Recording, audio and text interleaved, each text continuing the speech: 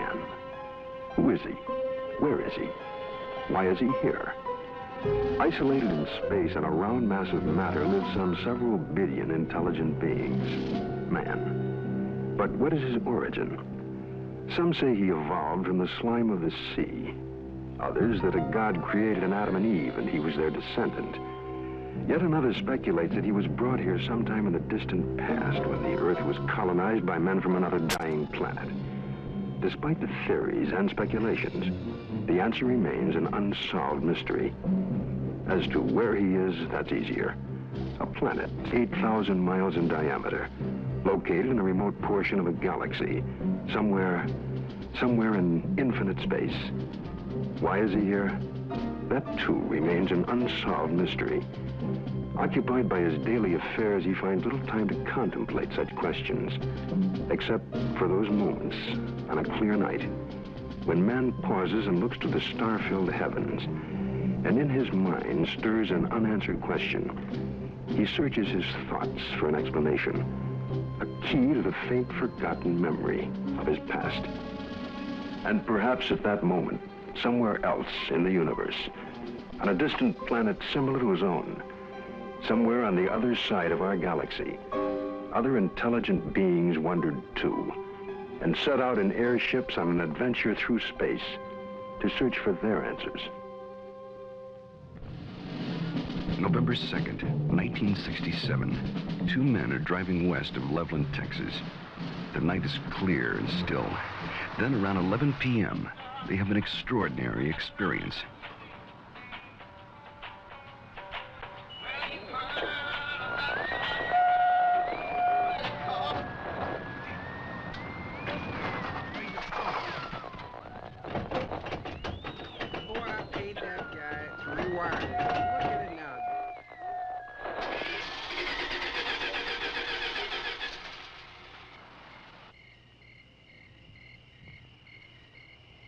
Come on, let's get out and check it.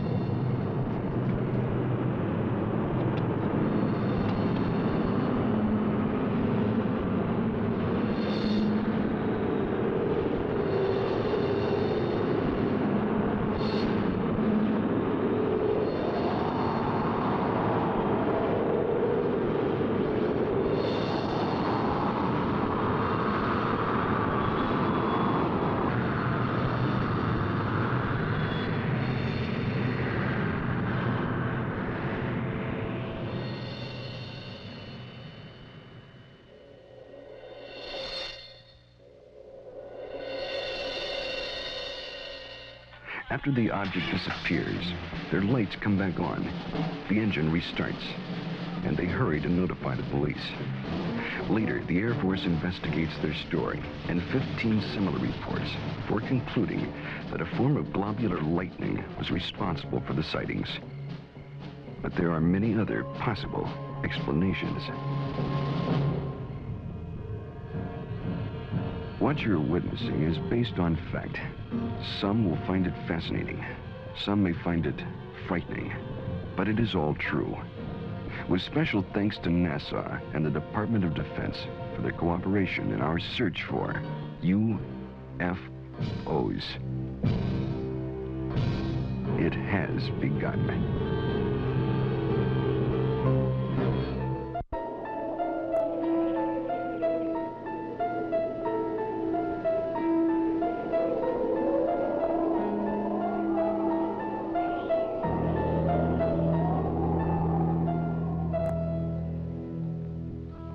The Old Testament, Ezekiel chapter 1. It came to pass that the heavens were opened, and I saw visions of God. Out of the midst thereof came the likeness of 4 living creatures. They had the likeness of man. Now, as I beheld the living creatures, behold, one wheel upon the earth by the living creatures, The appearance of the wheels and their work was like unto the color beryl, and their appearance and their work was, as it were, a wheel in the middle of a wheel. And when they went upon their four sides, and they turned not when they went. As for their rings, they were so high, they were dreadful, and their rings were full of eyes, round about them four. And when the living creatures were, the wheels went by them. And when the living creatures were lifted up from the earth, the wheels lifted up. This account took place some 500 years before Christ. Other accounts very similar appear in earlier ancient writings. The Greeks and Romans also are known to have made observations of such things as phantom chariots appearing in the night sky. Records also tell us that during the reign of Charlemagne, there were many accounts of encounters with tyrants of the air and their aerial ships. These accounts so concerned Charlemagne that those reporting such strange phenomena were subject to torture and death. Here is one recorded event given between the 8th and 9th century in France. One day, among other instances, it chanced at Lyon that 3 men and a woman were seen descending from these aerial ships. The entire city gathered about them, saying that they were magicians sent by Charlemagne's enemy to destroy the French harvest. In vain, the 4 innocents sought to vindicate themselves, saying that they were their own country folk and had been carried away a short time since by miraculous men who had shown them unheard of marvels.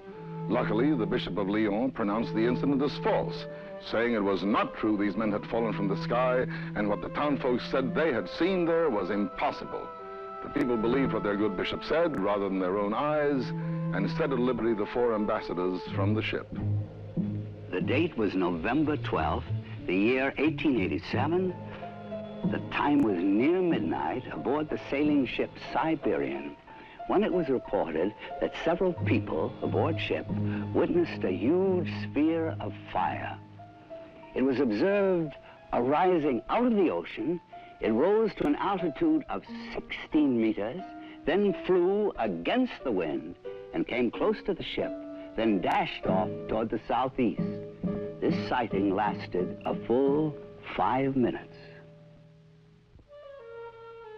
Within the years 1896 and 97, mysterious airships were reported all across the United States.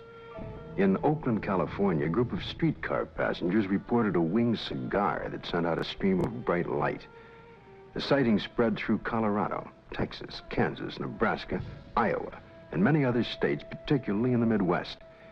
On April 11, 1897, Walter McCann of Rogers Park, a few miles north of Chicago, took a photograph of an airship. The New York Herald, as well as the Chicago Herald Tribune, pronounced the plates as being genuine and not a fake. Dr. Jacques Vallée, international authority on the UFO experience. The first thing I'd like to dispel is a frequent misconception that UFOs are limited to this country. Very often people ask me, how come I never hear about UFOs in other parts of the world?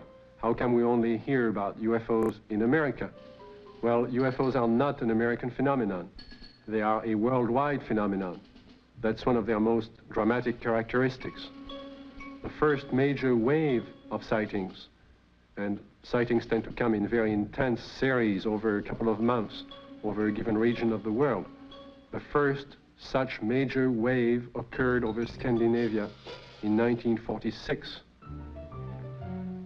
There was a major wave in this country in 1947, mainly in the western states.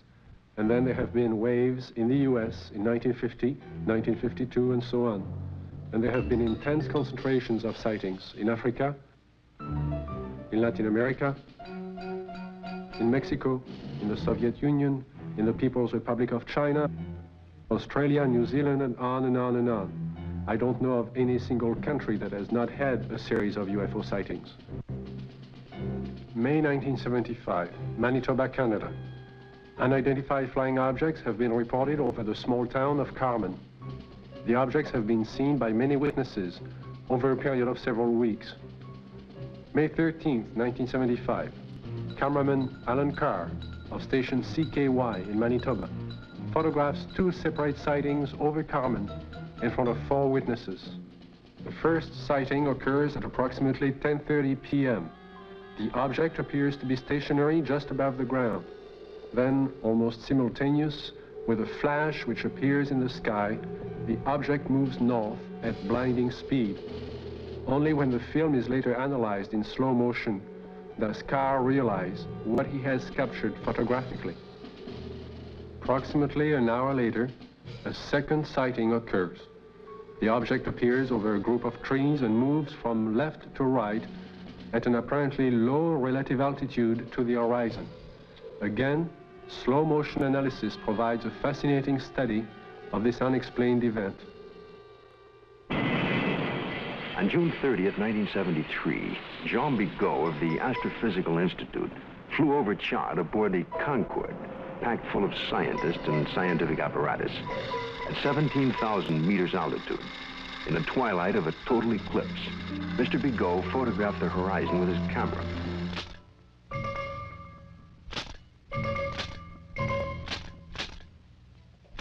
When the photo was enlarged, one of the slides showed what you're now seeing. If you look closely at this photograph, it resembles exactly what has been cited by many Americans during 1973 and 74. Although NASA takes no official position as to the UFO phenomena and their probable explanation, nevertheless, there remains on the record several unexplainable sightings by Gemini, Apollo, and Skylab astronauts. The first sighting occurred during Gemini 4 in June of 1965. Astronaut Jim McDivitt suddenly spotted a cylindrical object with arms and antenna. And when seen against the day sky, it appeared white or silvery. The object then appeared to be moving toward the craft. Suddenly, they lost sight of it. During the sighting, the astronauts were able to take these photographs and movie films of the UFO. Gemini 5, later that year, after 3 days and 5 hours into their mission, were contacted by Houston Control Center, advising the astronauts that Houston had picked up and was tracking another object, which was pacing Gemini across the entire United States. They estimated the UFO between 2,000 to 10,000 yards from the craft, and as large as the Gemini craft itself. Because of the limitations of viewing area aboard their capsule, no visual contact was made. Radar continued to track the object until they passed the Ascension Islands in the Atlantic. It then disappeared. Gemini 10 crew, Collins and Young, picked up objects traveling together in orbit. A positive identification has to date not been made. This photo was taken during the Gemini 11 flight on the 18th revolution, 27 hours and 47 minutes after liftoff. September 13th, 1966. This UFO was tracked visually and recorded on film by the crew and is truly considered unidentified by the photo interpretation experts at NASA. Perhaps the strongest and most spectacular of all the sightings took place aboard Apollo 11 on its way to the moon for the first moon landing.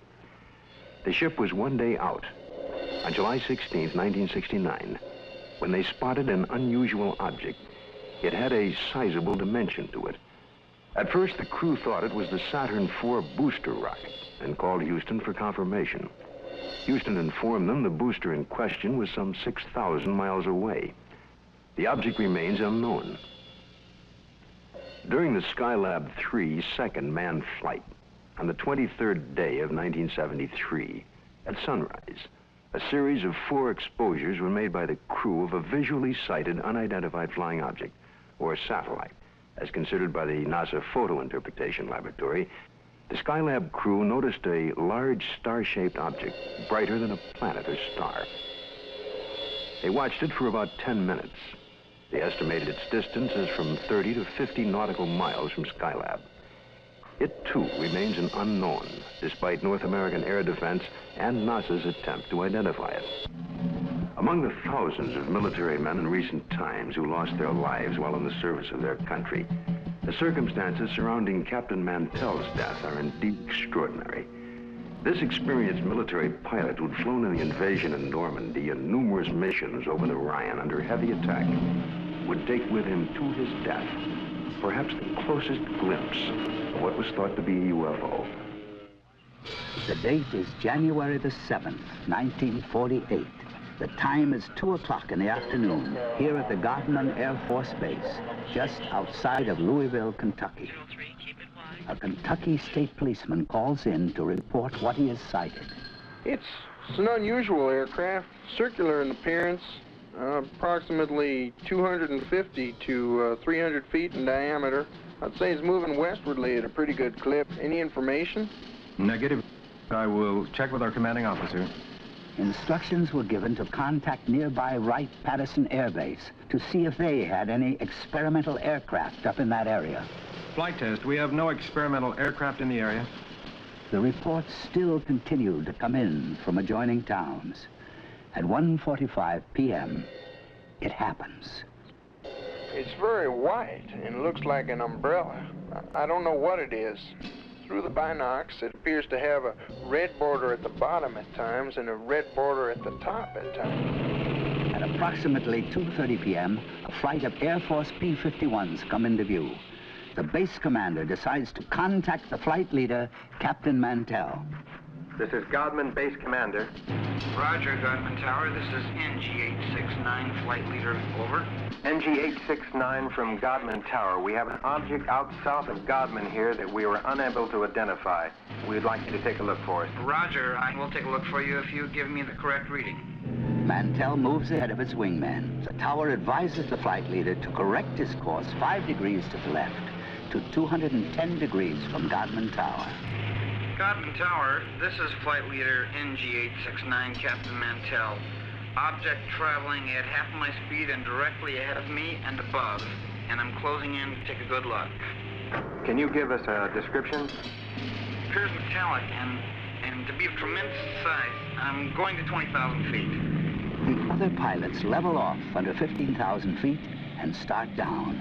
At approximately 3:15 p.m., Godman Tower loses sight of the UFO. 5 minutes later, the report came in that Captain Mantell's plane had crashed. He was found dead. His watch had stopped at 3:10 p.m. that afternoon. What was it that caused this experienced pilot to become intrigued with an object that he would unwittingly give his life pursuing? 6 months later, a cylindrical-shaped object giving off a phosphorescent glow was to be sighted in the night sky over Robbins Air Force Base in Georgia. At 2:45 a.m., Captain C.S. Childs and First Officer J.B. Whitted were piloting a routine Eastern Airlines flight number 576 from Houston to Atlanta. When Whitted reports, we sighted an object coming toward us. This strange object had a stream of red fire coming from its tail, and I could see it was much larger than anything I had seen or read about. Childs then notices that the object had no wings supporting it. It passed us on the right side. Its speed was about 700 miles per hour. And both men get a very good look at this unusual object. It was about 100 feet long, shaped like a cigar. As it passed, they clearly saw 2 rows of windows, an upper and lower, that were large and square. During that evening, there was a third witness, the one passenger who was awake on that Eastern Airlines flight, Clarence McKelvey. I was startled, frightened. A male steward came to me and said, "I notice you've been looking out the window. Will you talk to the pilot?" And I said, "Well, of course." The pilot came down with his clipboard. He was visibly shaken. He told me that he had been a flyer in the war and had covered so many million miles of flight and had never seen anything like this before. What was it that I saw? Well, I saw this object was cigar-shaped. It had a row of windows. Behind them, it was lit. Out of the rear was a cherry red flame. This hair-raising experience was witnessed by 3 aircraft, a passenger, and ground observers added more corroboration. The conclusion of an air intelligence report was that the object remains unidentified as to origin, construction, and power source, and goes into the record classified as unknown. This is the Pentagon, Washington, D.C. And this man is Colonel Bill Coleman. He was Chief of Public Information for the United States Air Force from 1969 to 1974. It was here at the Pentagon that the Defense Department first became interested in the UFO phenomenon. This occurred in the late 1940s. with reports about objects and lights seen in the sky by military personnel and others. The Air Force decided to investigate the matter anyway. There was that one possibility that these flying objects could well be foreign weapons used for test purposes and might affect our national security. The investigative branch was called Project Sign. The project had only been underway for about 2 weeks when the Mantell crash had made headlines across the nation. The staff's investigation was far from complete, but public pressure was enormous, and they were forced to come up with an answer to really quiet growing speculation that Mantell had been killed by hostile aliens in some flying saucer. That's when we decided that Mantell had chased the planet Venus. However, this was an initial finding. The Chills and Whitted case had an impact on the Air Force project. It presented the first close-up account by highly reliable witnesses. The object described led some of the staff to postulate an extraterrestrial theory. And they wrote up an estimate of the situation, which at the time was classified top secret, suggesting that the saucers were from outer space. This theory was rejected by the Air Force Chief of Staff, General Hoyt Vandenberg, and even other Project Sign staff members as not having enough proof. So the extraterrestrial visitation idea was dropped for the time being. It's been said in jest that if these UFOs are from other worlds and they wanted it to be known, all they'd have to do is land on the White House lawn.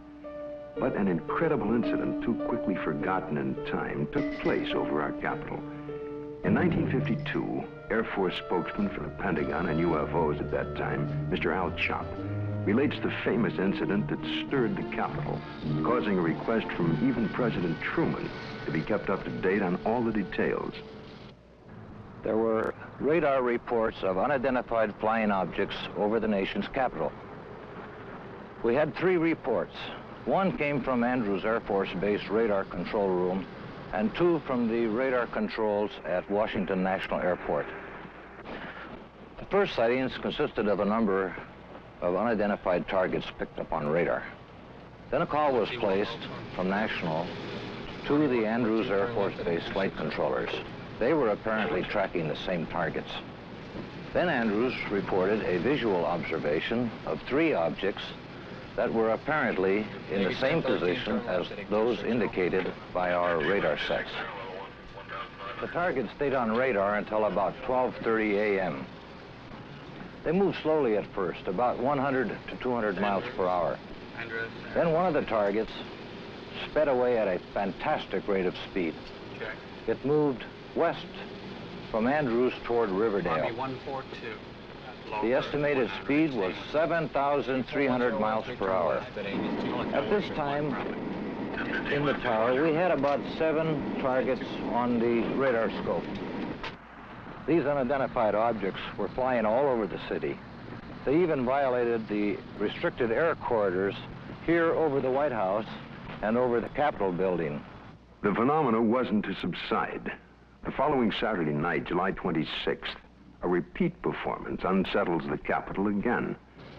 I was awakened the following Saturday night around midnight by a telephone call to my home in Virginia. It was the public information officer for the Federal Aviation Authority.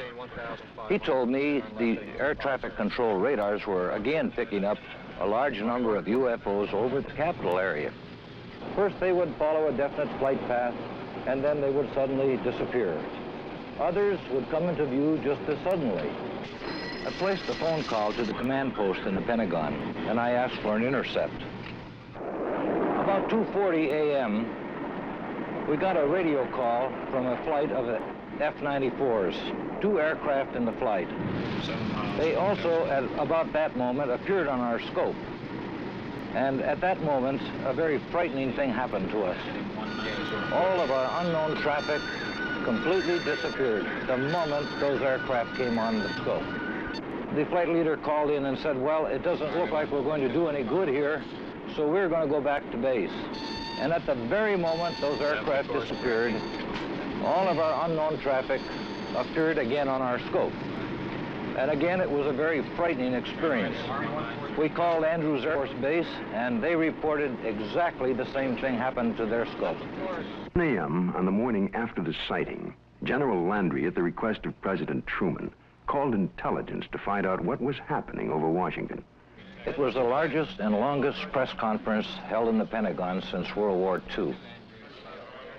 General Samford headed the conference and said that he was personally satisfied that the radar scope sightings were the result of temperature inversions, which are known and account for certain blips on radar.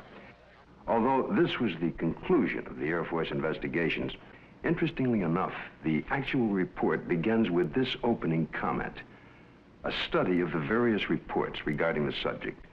Radar sightings do not allow a positive and final explanation to be made. The CIA now would enter the picture by convening a panel of top scientists to examine the UFO phenomena. The CIA's concern was that recent waves of sightings might constitute a threat to our national security.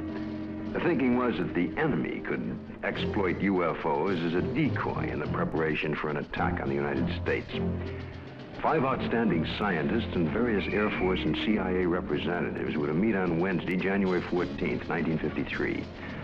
Among the panel members was one associate member who was destined to have more experience with the UFO phenomena than any other American scientist to date, Dr. J. Allen Hynek, astrophysicist and head of the astronomy department of Northwestern University. I was called into the meeting on Thursday. The panel members were seated around this table. It was a rather somber and impressive occasion, actually. I was a junior member, and I remember feeling considerably nervous and apprehensive about being in front of this powerhouse of scientists. But then for the past 4 years, I had been scientific advisor to the U.S. Air Force on this very problem. There were 2 films that were of particular interest to the panel at that time. One was a film taken by a Navy officer while on vacation in Utah, near Tremonton, Utah, and the other was a film taken in Great Falls, Montana, by the owner of the local baseball team. The Utah film had already been subjected to some 1,000 or so man-hours of analysis by the Navy's Photographic Interpretation Laboratory.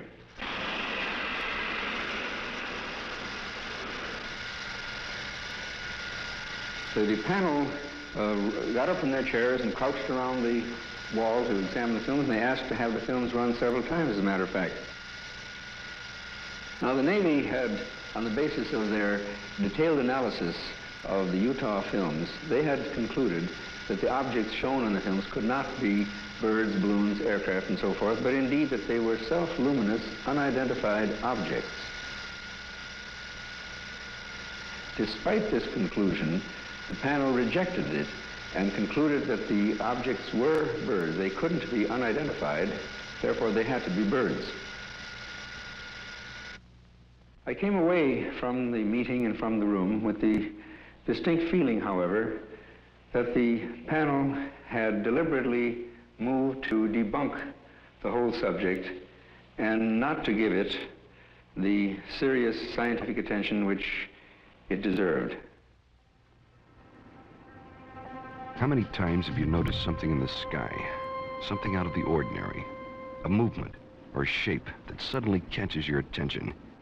You look more closely, and usually the thing becomes immediately recognizable. It's the moon, or a flock of birds, or a plane, usually. But just for a moment, suppose the thing you glimpsed remains unrecognizable, unidentified, without witness or proof. All you have left is a nagging sense of mystery, of uncertainty. A few years ago, this man had such an encounter near San Francisco, only he had proof in the form of an 8mm movie. But through an unsettling series of circumstances involving the United States Air Force, he remains today uncertain about exactly what he saw. It was in August 1965. My family and I were invited to some friend's house near San Francisco. I remember it was a beautiful, clear day. We were driving for a while, and as a matter of fact, I recall looking at my watch, and it was around noontime. We continued driving, and I noticed at the distance something very bright. I was observing this for a few moments, and it appeared to be suspended in the air. There was no planes around. It was very clear, the day. There was no clouds. My family, they were with me. I called to their attention. They all looked at it. They were all amazed by it. And in the meantime, there were cars going by, and I tried to attract their attention, but they were not paying attention to me, or they were driving too fast. So I recall I had my movie camera with me, and I started filming this. And as I look at it, it was getting larger. It was moving from one direction, like from towards the left, then towards the right. This object was very bright, and I recall it was extremely enormous. I was just completely amazed by it. I ran out of film. Then when I got home, I called the Hamilton Air Force, and I reported the sighting. The Air Force was very interested. They had asked me, as soon as I had the film developed, they would like very much to look at it. Well, I had the film developed. I looked at it. There it was, very bright, quite clear, and moving very rapidly. So I captured this right on film. A week later, I received a letter from Hamilton Air Force Base, which reads, Dear Sir, we have received the 8mm film on which you captured what certainly seems to be a very fast-moving object in the skies over the Bay Area. The film has been forwarded to Wright-Patterson Air Force Base in Ohio, where such observations are investigated. Well, several weeks went by. Finally, the Air Force returned my film, and I noticed immediately it was not the original film. It was not that clear, and the quality was very poor. For some reason, or good reason, the Air Force decided to make a copy. They kept the original, and I ended up with a very poor copy. Close examination of the film returned to the Air Force reveals that it is, indeed, a print, and not the original. And while the print is very poor quality, we can still catch a tantalizing glimpse of something extraordinary in the skies over San Francisco. Watching it again, this time with the aid of a pointer, it's easier to spot the elusive thing. But to date, no one has been able to make a positive identification. No one except, possibly, the Air Force. I would imagine the film is somewhere in their files, and probably by now they forgot all about it. But I will not forget that day. The sighting itself had such profound influence in my life, because since that time, powerful, extraordinary events has happened to me, which I have no doubt are direct result of my experience. But I can't talk about it publicly. It seems the CIA was to become involved in the UFO phenomena again, in a most unusual way. A series of episodes were to take place that, up until the airing of this program, were not public knowledge. The events were so bizarre that it's hard to conceive they happened to individuals associated with such no-nonsense organizations as the Office of Naval Intelligence and the CIA. This man is retired Lieutenant Colonel Robert Friend, U.S. Air Force, and former head of Project Blue Book. Friend, now on the management staff of Celesco Industries Incorporated, which builds and launches missiles for defense testing purposes. Friend now relates this most unusual experience. It was 1959 when I was invited to attend a briefing in the security portion of this building. It seems a retired Rear Admiral had information about a woman in Upper Maine that purported to have established contact with extraterrestrial beings. 2 naval intelligence officers were sent to investigate. The naval officers met with the woman, and she went into a trance, supposedly to establish contact with the purported extraterrestrials. And then they asked her scientific and technical questions that a woman of her education could not possibly know the answers to. Yet, as the questions were put to her, she was able to answer easily, with seeming telepathic help from these purported extraterrestrials. According to the report, she indicated there was an organization, OEEV, which meant Universal Association of Planets, and that organization had a project, UNZA, meaning Earth, which was being conducted. Then an unexpected turn took place. One of the naval officers was informed by the woman that they, the extraterrestrials, were willing to answer questions directly through him, a naval commander and intelligence officer with no prior experience in telepathic communication. He took over and attempted to write down the answers to questions put to him by his fellow naval officer. The word traveled back quickly to Washington officials and a very skeptical CIA. Nevertheless, there was no reason to totally disbelieve the report of this highly respected Navy commander. Questions were put to him, such as, do you favor the government, religious group, or race? And would there be a third world war? The answer to both was no. The group then asked if they could see a spaceship, and the commander, still in a trance, told them to go to the window and they would have proof. The group moved to the window where they supposedly observed a UFO. I was told that a call was made for radar confirmation. The reply came back that that particular quadrant of the area was blanked out on radar at the time.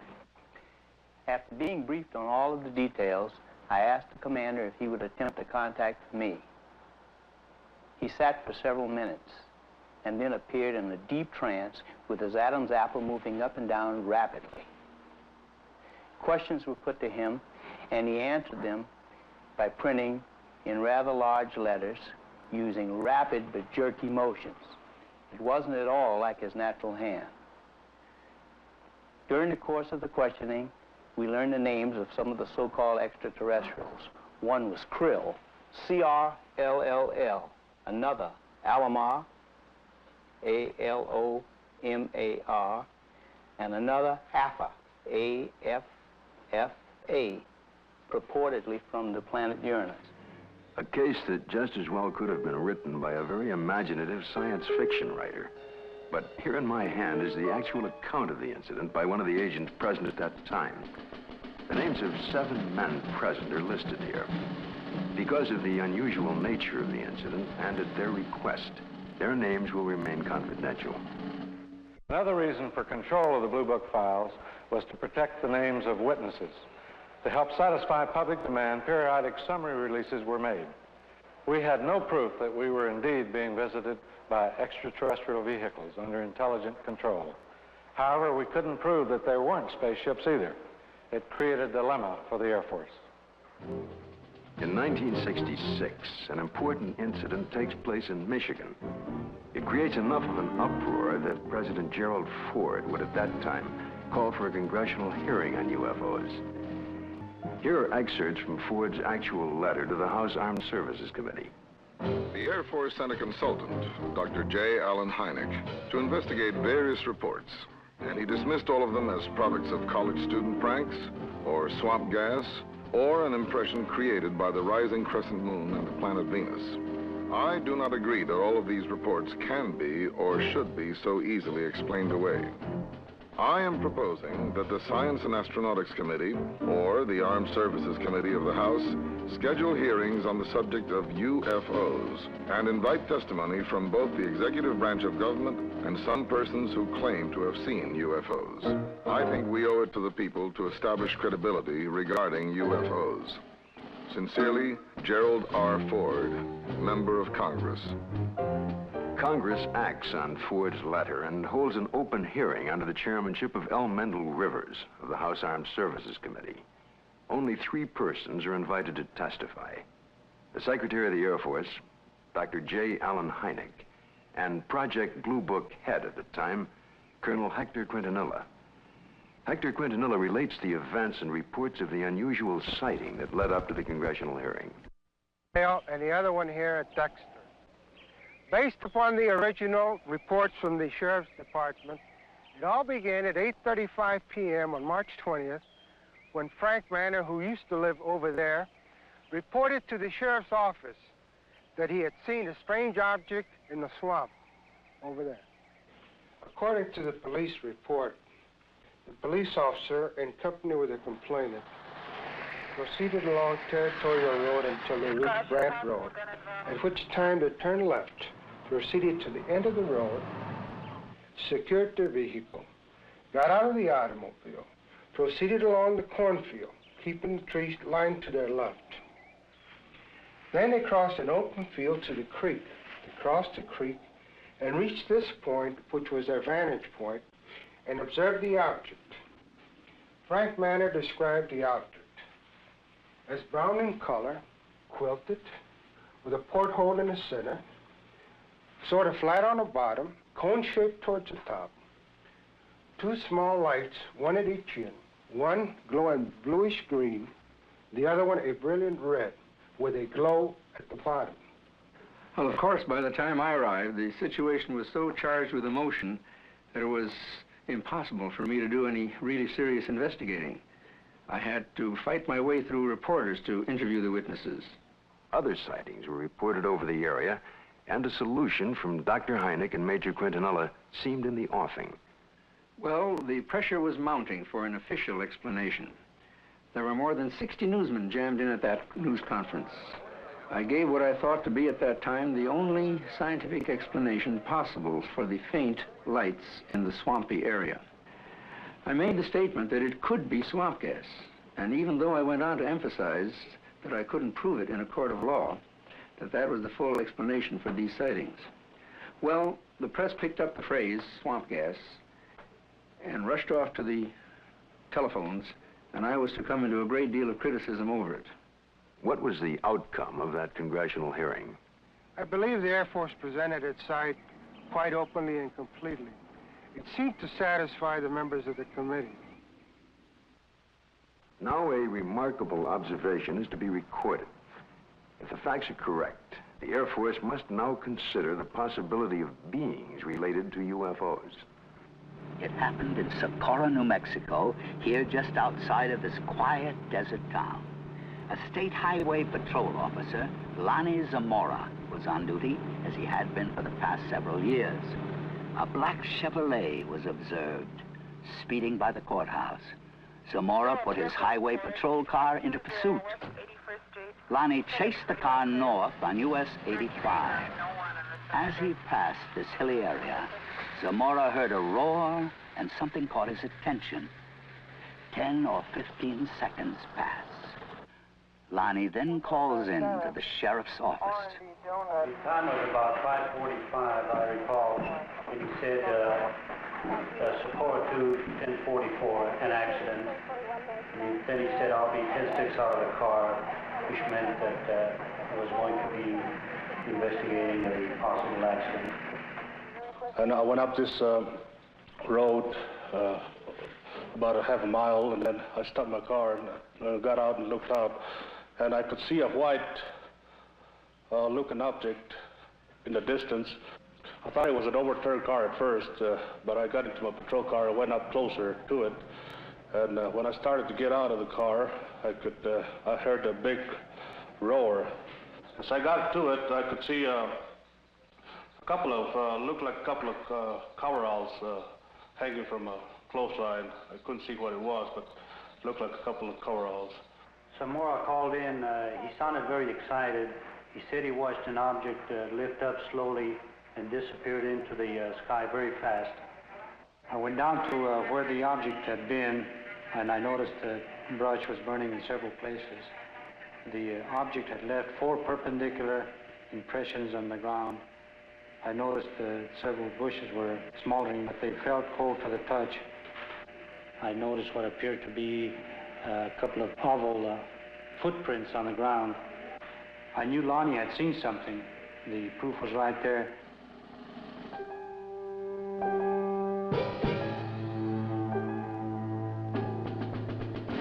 The incident was very interesting, to say the least.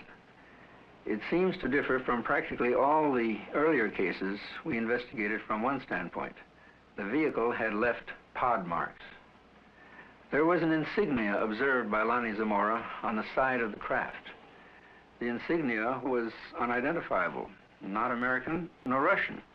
And last of all, the observation of these 2 people in some sort of suit. But what did the investigation turn up?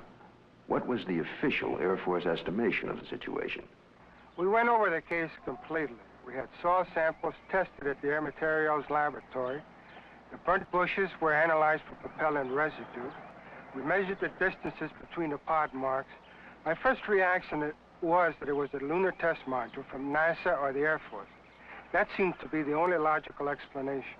This was probably the best documented case in the Air Force files, and I checked it out everywhere, all the way up to the top, even to the White House command post, and nothing. According to the official status of the sighting of Lonnie Zamora, case carried as unidentified, pending additional data. April 19, 1897, in Leroy, Kansas. A farmer named Alexander Hamilton, his son, and a farmhand are awakened by strange noises from the cattle pen. Going outside, they discovered, to Hamilton's utter amazement, an enormous airship with a brilliant searchlight is slowly descending over the cow lot. Fearfully, Hamilton moves closer and is startled to find that one of his cows has been caught by a red cable running down from the ship. The next day, after an extensive search, he discovers the cow's hide, legs, and head in a field miles away. This is one of the first recorded cattle mutilations connected with UFOs. The report could easily be dismissed as a tall tale if there were no others. But since then, thousands of bizarre animal mutilations have been discovered, not only in this country, but in Africa, Australia, Brazil, and many European countries, in fact, all over the world. In this country, mutilations have occurred in over 30 states in the last 5 years alone. Frustrated ranchers and law enforcement officials have come to recognize the classic signature of the mysterious mutilators. Often, in a remote area, a cow will be found dead, the sex organs removed, and the tongue, an ear, and an eye, all surgically cut out. The body, more often than not, has been drained of blood, though no blood has been found on the ground. In fact, there are no tracks or prints of any kind near the body. And yet, amazingly enough, there is no evidence of a struggle. One of the first states to be hit by the mutilations was Colorado. Reporter Bill Jackson of the Serling Advocate covered the story from the very beginning. A classic mutilation, or say 90 to 95% of the mutilations will be almost identical. Some part of the face will be gone, exposing nothing but, you know, the jawbone. An eye will be taken, the tongue will be cut out, and an ear will be taken. The rectal area of the animal will be what appears to be bored out. The reproductive organs will be removed. In the case of a cow, the udder will either be entirely removed or parts of it will be removed. Usually, again, in probably 90 or 95% of the cases, there will be no blood whatsoever in the animal. And there will be no traces of blood on the ground where it fell or where it was mutilated. All you've got is the carcass, and you've got no idea why it died, or how it died, or how it was mutilated. It all began in 1975. It was a bizarre time. Nobody had ever seen anything like this before. Not only did we have the mutilated dead animals on the prairie, but we also started getting the lights in the sky at night. Along that time, there were many theories that were being developed on why this was being done. The satanic cults were being blamed, dope smugglers, UFOs, government experiment of some kind. As time went on, the situation became so widespread that people realized it couldn't be the occult or the dope smugglers, which left us two possibilities. Number one, it was being done by a government, let's say. Or number two, it was being done by UFOs. As more and more cases were reported, the Colorado Bureau of Investigation was called in. Well, our position is basically one where predators, at least our investigation determined that predators were responsible for probably 99% of the reports of mutilations. As I said, there were 203 separate reports received from this agency. But of the 203, we only received 45 tissue samples to conduct microscopic analysis on. Of the 45 tissue samples, we found that only 2 of those 45 had actually been mutilated with a sharp instrument. When they first started, they would send samples of these animals to the CBI, to Fort Collins, to try and determine what was the cause of their death, what was mutilating them. And 9 times out of 10 or more, the report would come back that were being caused by predators. Now, these ranchers and the sheriffs in these rural areas have been around cattle all their lives. They've been around coyotes all their lives. And they knew that this just wasn't possible. A coyote would not do that. Predators, when they come in and start to eat, now I'm talking about 4-legged predators.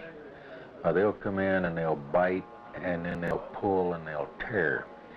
The cuts we have, even we can't make cuts like this. We've tried this many times on dead animals with scalpels, razors, and knives, and we can't make the same cuts. We've had cattle that we've went and investigated that were, called in, and I think I have a mutilation here, and we went out and we seen it, and it was not a mutilation.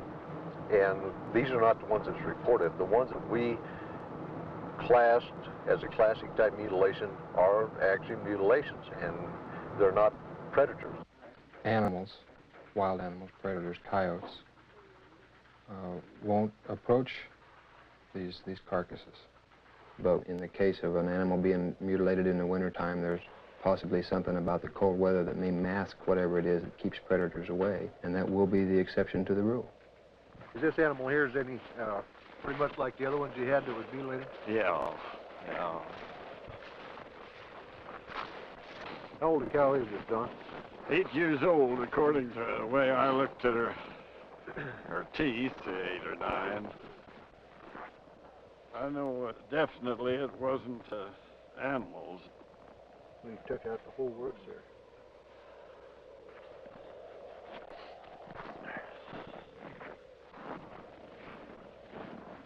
Don, now on this critter here, how this looks like a real incised wound. Yeah. Well, it looks, it's definitely cut.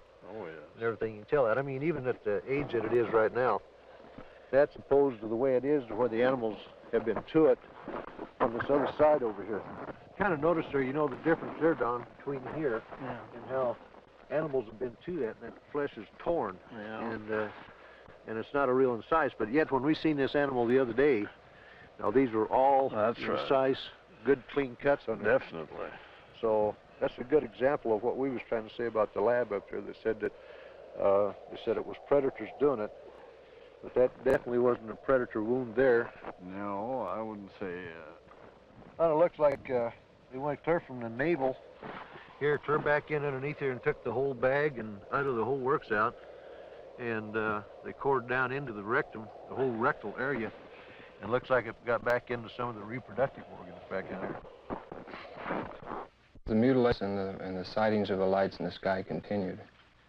It got to a point to where ranchers in the northeastern part of the state began arming themselves. They weren't getting the results they wanted from state authorities. They were concerned for their families, and they never knew when they might be next. They began patrolling their pasture land, watching over their herds at night. Lights from the sky, when they got too close to a herd of cattle, the ranchers shot. Well, I think everybody was a little edgy. Right. Everybody started carrying high-powered rifles. I don't know what good it would have done, but everybody was awfully nervous. I'm completely convinced that there's something there that's not normal. There's a lot of questions that are unanswered, I'm sure, and hopefully someday maybe somebody will figure it out. Unidentifiable lights in the sky have appeared in virtually every area of this country which has been plagued by cattle mutilations. But no explanation has been found for these strange sightings. There are some who believe that these objects in the sky are responsible for thousands of mysterious cattle deaths which continue to this day. Though state and local officials have stated their views about the mutilation mystery, surprisingly few veterinarians will speak publicly about the situation. This man is an exception. Dr. William Fitzgerald runs an animal clinic in Durango, Colorado. Because of his expertise in the field of veterinary medicine, he was asked by the sheriff's office to perform an autopsy on a mutilated cow found in a remote area of state-owned forest. This particular animal had been largely exsanguinated. The anus and about the first 4 inches of the rectum had been removed. The prepucial skin and the last 2 or 3 inches of the penis had been severed flush with the body wall. The left eye had been removed, and the last 1/3 of the tongue had been cut. A portion of the lips on the left side of the animal were also sawed off, presumably to gain access to the tongue, but this makes no sense because that portion of the tongue could have been easily pulled out and cut off without that, so I don't understand that point. Reports I have heard, some that I have read subsequent to this time, indicate that people have seen mutilations that they attributed to predators. And if this was a predator, he had 2 feet and a 6-inch knife, because it was a very sharp single cut in most instances. And although not the world's leading expert, I work with knives frequently. I know what they do. I know the marks they leave. Exsanguination, the removal of blood from an animal, has been a predominant trademark of the mutilators. Few officials have found an answer to the technique used in this procedure. Dr. Fitzgerald describes what he thinks is the method. If a large bore needle is placed in the animal's jugular vein while the animal is sedated, under anesthesia, or awake if you like, somehow restrained, however, the animal's heart will function as a pump and will pump out very nearly all of its blood through that needle. As the animal's blood supply begins to diminish, a natural physiological mechanism takes over and sequesters or draws what remaining blood is left into the internal organs in the center to supply the vital organs, the liver, the heart, the brain. And it will leave the peripheral area, the skin, all of the non-vital centers, largely bloodless.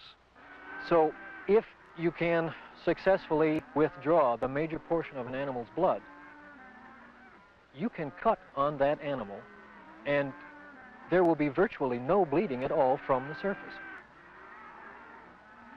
I know that I keep coming back to this point, but the animal was apparently restrained with something other than ropes. Why, I don't know. It was apparently washed completely clean. Why, I don't know. And it was in a very remote area. Perhaps these things tie together. Perhaps whoever, whatever, performed this didn't want to be observed. I think one of my initial feelings was that somebody certainly went to an awful lot of trouble to get back into a remote area where I don't believe you'd casually know there were even cattle to do all of this. Dulce, New Mexico, similar to the plains of Colorado in its isolation, but nestled among rolling hills and small mountains, is the land of the Jicarilla Apache. Tradition is strong here. Indian women weave intricate baskets and create delicate beadwork. The men preside over tribal business and raise cattle. And here, as in Logan County, the night sky has been lit with the glow of unknown flying objects, and cattle are found mutilated. Officer Gabe Valdez of the New Mexico State Police and retired scientist Howard Burgess, who pioneered the development of Kirlian photography in this country, periodically pool their knowledge and expertise in an effort to solve the mutilation mystery. Officer Valdez describes how it all began. It was in 1976, June the 14th, when we first had one of our cattle mutilations here in Dulce. The cattle that was mutilated belonged to Mr. Manuel Gomez. Any time that we do find one that it's not too decomposed and it's fresh enough for us to do some tests, well, I do call on Mr. Burgess because he has a lot of knowledge in the field of science that is very helpful to me in conducting my investigations. Howard Burgess had a theory that some of the cattle had been marked prior to their mutilation with something which would show up under ultraviolet light but be invisible to the naked eye. Late one night, he and Valdez conducted an experiment and found that out of 80 head of cattle, 5 were indeed marked with a powdery white substance, visible only under ultraviolet light. So we took ultraviolet with some special filters and ran the cattle through it, and what appears to be markings glowed under ultraviolet. It's invisible to the normal eye, but under ultraviolet it does glow. Then we removed the hair from the region that does glow, and we removed a control sample. We took these to the lab and had chemical checks run on them. We did find that the sample that did glow is extremely high in potassium and magnesium. At the time, this was interesting, but it didn't mean much to us until we ran on to other things that began to tie in with it. The tie-in came on June 3rd, 1978, when a UFO was sighted over Taos, New Mexico.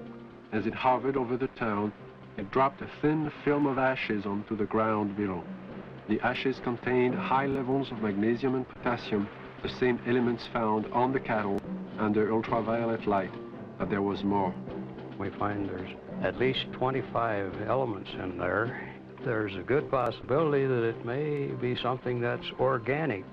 And if it is, this just opens up a real bag of worms, because anything can happen if this is an organic material that has come from one of these crafts. And this, as the people told us, directly fell from the craft that was hovering over the area.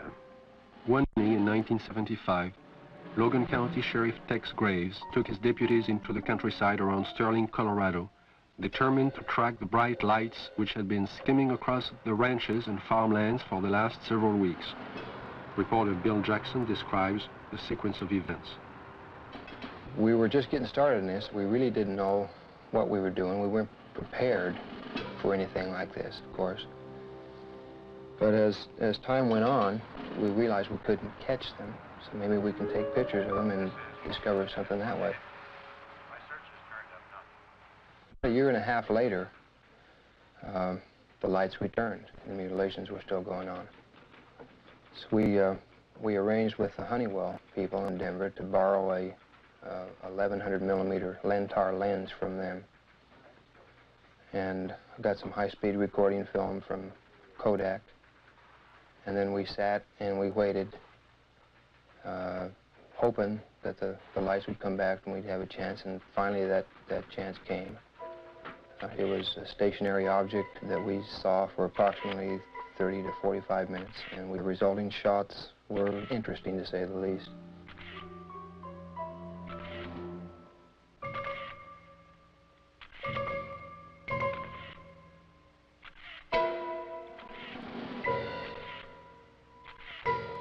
Shortly after these final exposures, the object just disappeared. It was almost like somebody hit a light switch and it was there no longer.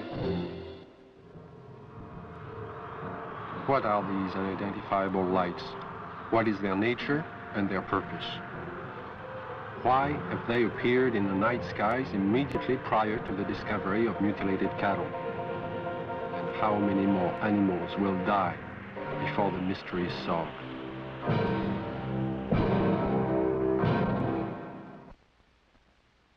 In 1974, I received a call from a woman who had a strange story to tell. One night, as she and 3 friends were returning to Los Angeles from Lompoc, California, they encountered an unidentified light in the sky. Thinking at first it was a helicopter, the friends paid little attention. When the object began to fly in unusual patterns at extremely high speeds, the passengers soon realized they were dealing with something out of the ordinary. What happened next is best told in the woman's own words. Helen is a fictional name. Her real name is being withheld at her own request. I saw it come into the sky from the top of the mountain range and go straight up and do a 90-degree angle toward us, and I called it to the attention of Don, John, and Sue. And they saw it too.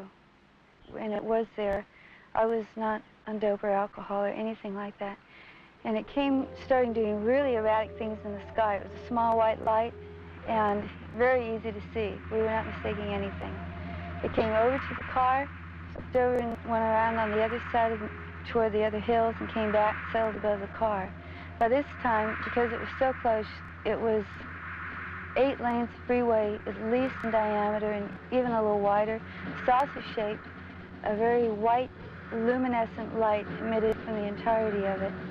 The ship stayed above us, out in front of us, about a minute or two, and we watched it, and none of us were saying a thing. And we just kept driving, and it kept staying in front of us. And then out of the perimeter of it, closest to us, came 4 white beams of light, very much like funnel-shaped, smaller at the perimeter, and they descended upon us and came around each one of our bodies. And out of each one of our bodies, we started to float into that beam of light. The best description would be molecularly being dispersed. And when I looked over at Don and Sue and John, their bodies, their legs and their bottoms are still on the car seat, and their heads and their shoulders and their chest molecules were going through the roof of the car, along with mine. We didn't lose consciousness while this happened. We were completely conscious of going through the roof.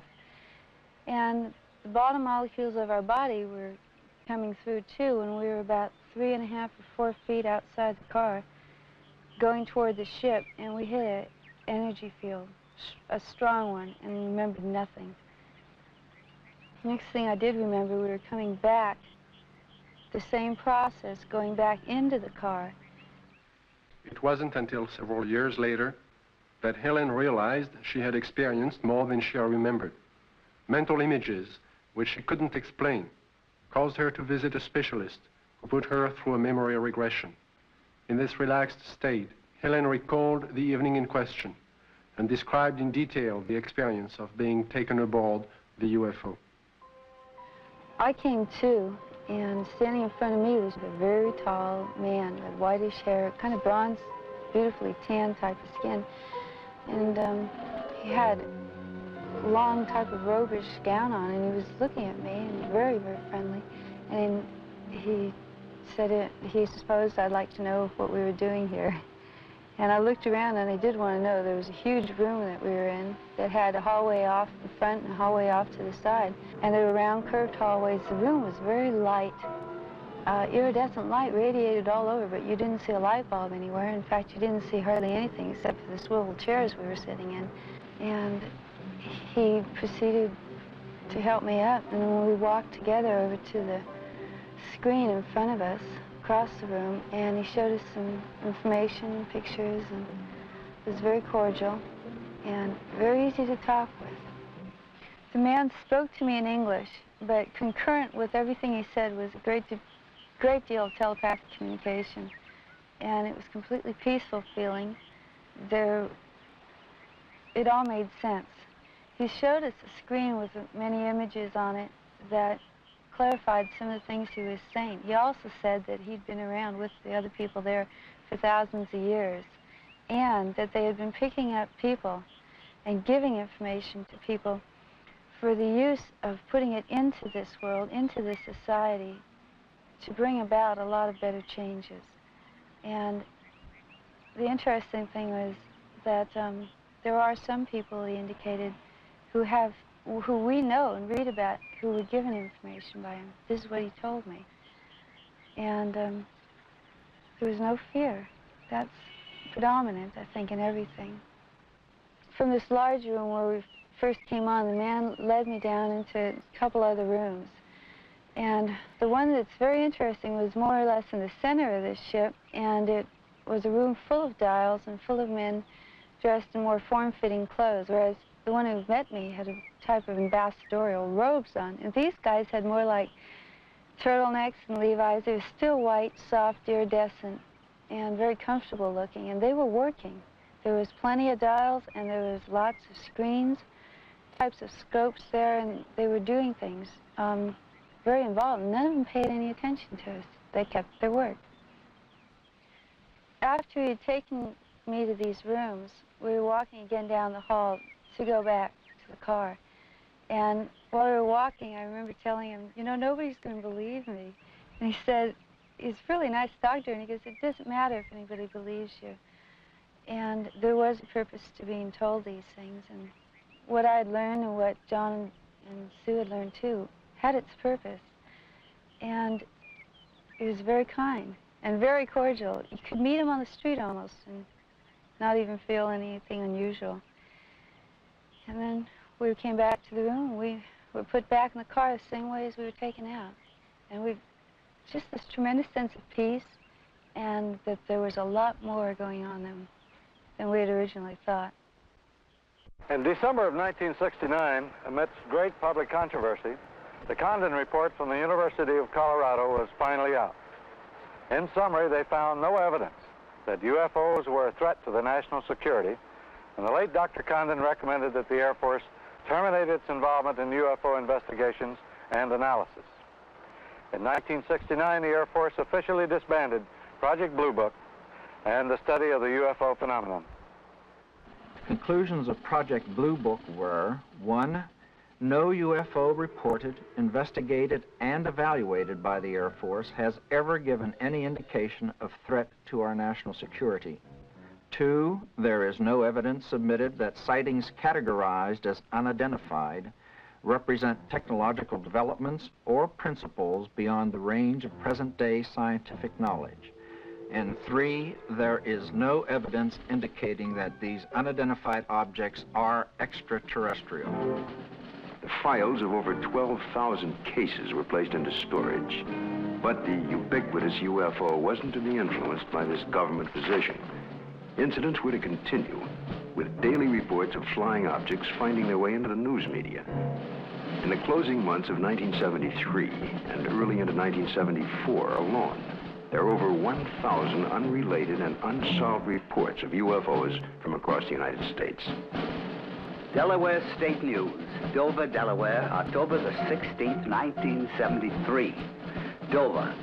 3 women on their way to the market saw it. At the same time, the crew of the Delaware State Police helicopter saw it. 2 airline pilots flying over Dover reportedly saw it. Flight controllers at the Dover Air Force Base saw it. Southern Illinois and Carbondale, Illinois, October 18th, 1973. It didn't make any noise, Don said. It had red and green flashing lights on the front and back. Times Dispatch, Richmond, Virginia, October the 19th, 1973. It was hovering, and we parked there on U.S. Route 15 about 2 hours and watched it.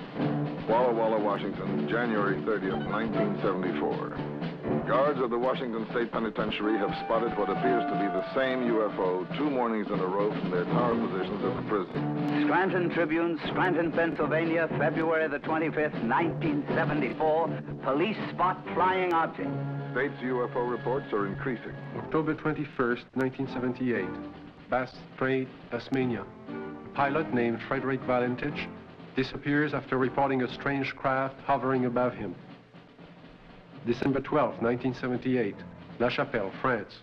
A 45-year-old worker riding home observes an oval object. Together with another witness, he sees the craft hover above them. December 12, 1978, Guadalajara, Mexico. 2 luminous saucer-shaped objects are reported by residents, then by a police officer. December 16, 1978, Palermo, Italy. A bank clerk spots a disc of light and alerts the police, who take several photographs. January 2nd, 1979, Wellington, New Zealand. A veteran pilot and a newsman film 7 objects. January 4th, 1979, Jerusalem. Police on duty see 3 mysterious objects at high altitude. January 5th, 1979, Johannesburg, South Africa. A woman and her son report seeing half a dozen occupants in front of a brightly colored craft on a lonely country road. Ordinary people are seeing something all over the globe. But what have the experts seen? NORAD and the Air Force do have extremely sophisticated equipment, and by use of the phased array radar facility, surveillance is maintained on objects in space. But the system is only designed to track things like rockets, satellites, and man-made debris, objects with specific trajectories and which hold an orbital or flight velocity of approximately 4.8 nautical miles per second. This system is designed to discriminate between objects in space. For example, it will ignore a meteor entering the Earth's atmosphere, but will quickly spot a satellite as it begins re-entry. Objects can also be photographed with incredible precision by the electro-optical surveillance system, and it's very good at its job. However, it's not designed to photograph everything, just specific items and particular missions. The sky is so vast, it is virtually impossible to wait for, track, and photograph all unidentified phenomena. There is just not sufficient time or budget. So it is not really accurate to say that our sophisticated equipment and personnel are able to identify and examine any and all UFOs. On the contrary, they are programmed to study man-built machines, and only that. Among the many reports of UFOs in late 1973, one incident would stand out because of the credibility of the four witnesses. This is Major Coyne, Army helicopter pilot, his co-pilot, Lieutenant Arrigo Jetsi, Air Medic Sergeant Healy, and Robert Janicek. These men had just finished their annual flight physical early that day and were found fit and sound of mind. They would take off from Port Columbus Airport about 10:30 p.m. But what was about to follow, and the subsequent report they filed, would put to the test the credibility of these men. Approximately 8 miles east of Mansfield, our crew chief, Sergeant Robert Janicek, observed a red light on the east horizon. Did you gentlemen see the same red light? Yes, I did. Our helicopter was flying on a northerly heading. We were flying at an altitude of 2,500 feet. He indicated that the light seemed to be pacing the helicopter, moving along in a parallel direction with our aircraft. Which direction from the helicopter was the object? It was to our right, to the right side of the helicopter, and it was moving with us as we were heading north towards Cleveland. And at this time, he indicated that the light changed its direction, was coming directly at the helicopter at the same altitude. And as the helicopter was maintaining a speed of 90 knots, the object came at a terrific speed. From the horizon, we estimated 15 miles. Visibility was reported 15 miles that night. Did you gentlemen see the object at this time, after it had been pointed out by the sergeant? No, not at that time. I was flying left seat or co-pilot, and visibility from that seat from an object approaching from the right is rather limited. So I was having a difficulty seeing the object. And it was for that reason that Major Coyne did take the aircraft or the controls from me. I grabbed the controls from Lieutenant Jetsi because I thought it was going to hit us. I braced for impact. With that, I pushed the collective down to get the helicopter to start to descend. I then looked at the altimeter. It was showing 1,700 feet, and we were descending 1,000 feet a minute. The helicopter began to descend, and as this object came at the helicopter, it seemed to descend with the helicopter. When the helicopter went down, the object came down, but it still came directly at our broadside, as if to hit the helicopter from the right side. Did anyone else see the object at this time? Yes, I was watching it come on out of the east horizon. And the only thing I felt was when the skipper took over the controls and we started to auto-rotate down, and I'd never been involved in a mid-air collision, so I was just watching this thing come at us. And it was at this time a light came, swung 90 degrees from the UFO towards the helicopter. And it came in through the front of the plexiglass, and the entire cabin inside turned green from the light. It was a pyramid-shaped type of light that beamed down and came through the front of the helicopter. How long was your aircraft bathed in this beam? The light that came into the cockpit apparently lasted only for a few seconds, but it was enough time that I observed the red instrument panel lights utilized for night flying to be absorbed by the green light. Was it possible for you to determine the outline of this object against the star background? Yes, sir. It was a cigar-shaped object, like a symmetrical airfoil with the dome on it. It was a solid object. It was a metallic structure to it. and you could see lights reflecting off the structure, and you could not see any of the stars or behind the object itself. Well, while all this was going on, what was the attitude of the helicopter? Apparently, when we were supposed to be descending at 2,000 feet a minute at 100 knots, we were climbing at 1,000 feet a minute with the controls still established for a descent. And we went from 1,700 feet up to 3,500 feet and topped out at 3,800 feet. I would like to stress one important fact, and that is there is approximately 20 years of Army aviation experience between the 4 men on board the helicopter that night. We have been trained to follow procedures and regulations in reporting incidents, regardless of how they're accepted. And we try to follow those procedures. And we reported the incident as it occurred and have avoided any speculation on the subject. While our government's official position is not to speculate on this subject, we can choose to let our minds explore other possibilities, to use our imaginations. For if we consider that astroscientists agree on one point, that the possibility of life elsewhere is not only quite probable, some feel it is there without a doubt. Let us suppose then that these objects are real space vehicles, extraterrestrial in origin, and not an illusion of the mind. Perhaps we can begin to accept such ideas as various reported UFO shapes and configurations by looking at our own aviation history. We have, in 71 years, devised dozens of aircraft shapes, from propeller-driven biplanes to lunar modules to date.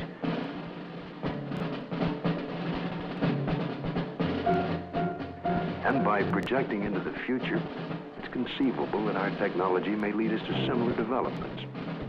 As to the UFO's behavior, if they are space vehicles, they appear to have movement in advance of our understanding of what is possible in the 20th century. But we must realize, however, it stretches our imagination. There will be a 21st and 22nd and 23rd century, where the impossibilities of today may be tomorrow's commonplace. If these vehicles are of origins outside our Earth, then we must assume they are managed, controlled, and operated by some sort of beings, perhaps similar to us. From sketchy reports around the world, we can begin to construct a hazy portrait of these aliens. Reports indicate ashen, pale, white skin, perhaps with a thin protective membrane over them. Eyes large, far apart, with a wraparound appearance. Nose indefinite, 2 small breathing holes. A slit mouth, or small or no opening at all. Behavior, cautious, curious, firm. Ability to paralyze on touch. Sounds emitted. Humming. Oohs in a foreign language or some accent. Buzzing as if electronic from their head and chest. Wearing head protection or overall body protection. We just might not be scientific and technically sophisticated to the extent that's necessary in order to recognize what is the real evidence in this, in what we have collected. I think we should also think of other possible hypotheses. Suppose there are such things as interlocking universes, where forms of matter which don't mesh with ours except under strange conditions. To assume that we're on the level of intelligence that would of necessity be visiting us, if they have the ability to come here, there may be no common bridge of understanding. There may be attempts at communication and we don't recognize it as communication. We must always be aware of the fact that we may be testing the wrong hypothesis. As for instance, in the days when people talked about stones falling from heaven, that was testing the wrong hypothesis. Meteorites do exist, the phenomenon exists, but they're not stones that fall from heaven. They're stones that the Earth collides with when they're in orbit around the sun. It's arrogant, egocentric, egotistical for us to think that we are the highest intelligences in the universe. I think that's completely preposterous. As far as the extraterrestrial intelligence is concerned, I believe it's out there. We have not been able to come up with a logical explanation. At least our scientists have not. The only plausible explanation that would explain all of these sightings is the theory that these could be intelligently controlled vehicles controlled by an alien species, alien to this planet. How would the public react if this event were true?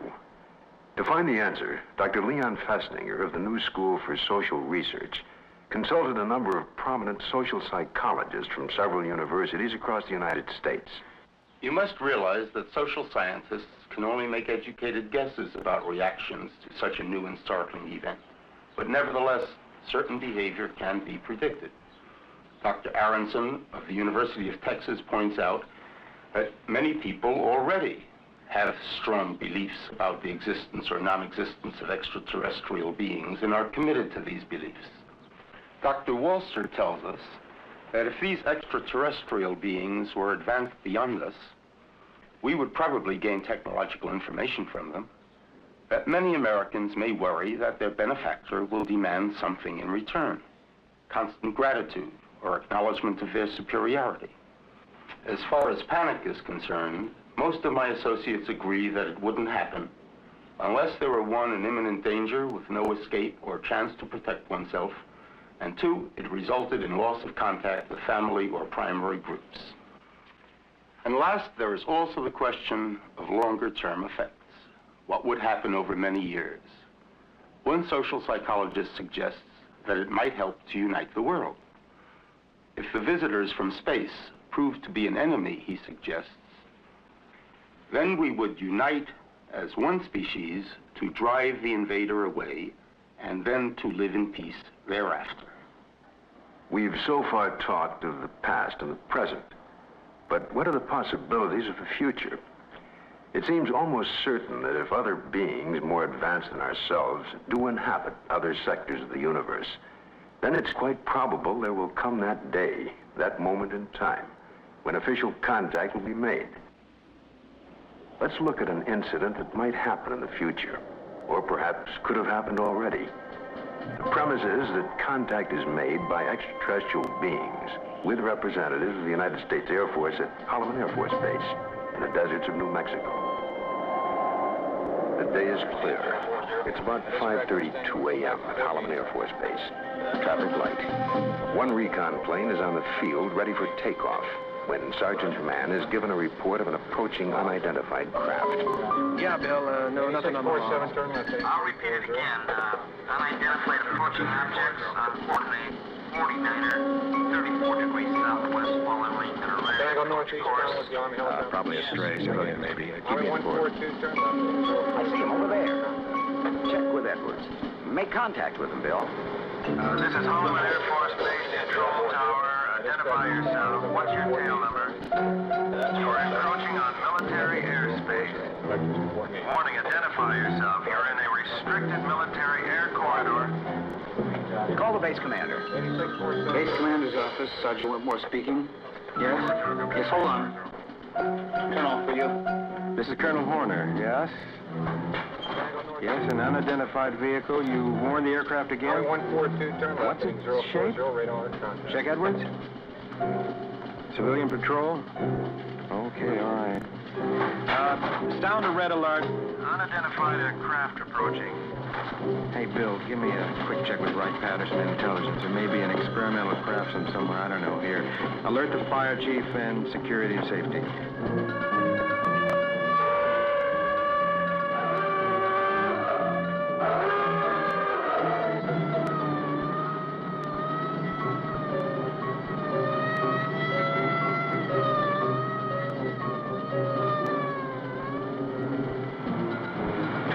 Interceptors are dispatched to escort the unidentified crafts out of the area.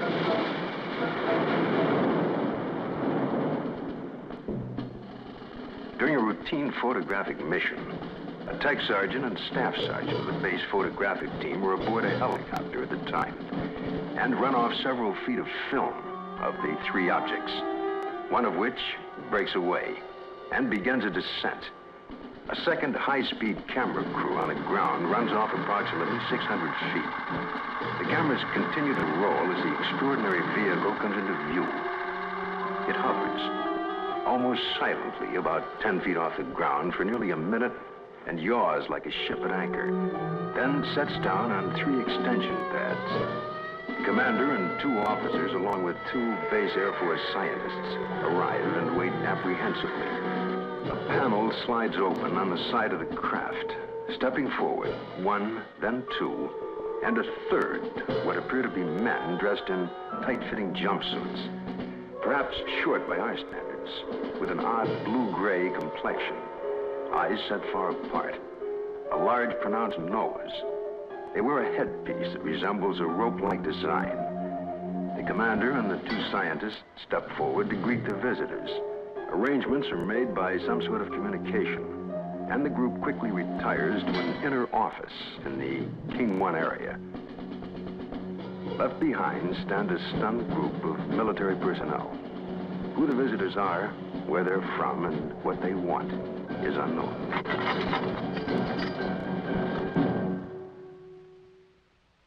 We now have a new challenge, perhaps the most monumental in recorded history. The opportunity to investigate a phenomenon that could change our destiny. Through the study and understanding of the UFO phenomena, we may discover a new energy force, or how to use it. Or it could lead to an understanding of our relationship to life throughout the universe. And if there are beings from distant advanced societies, we may be privileged to see a revelation, a look at ourselves 1,000 years in the future. And perhaps at this very moment, located in another galaxy, somewhere in infinite space, other beings raise similar questions and discuss the possibilities of life outside their planet, and talk about Earth as part of their plans for the near future.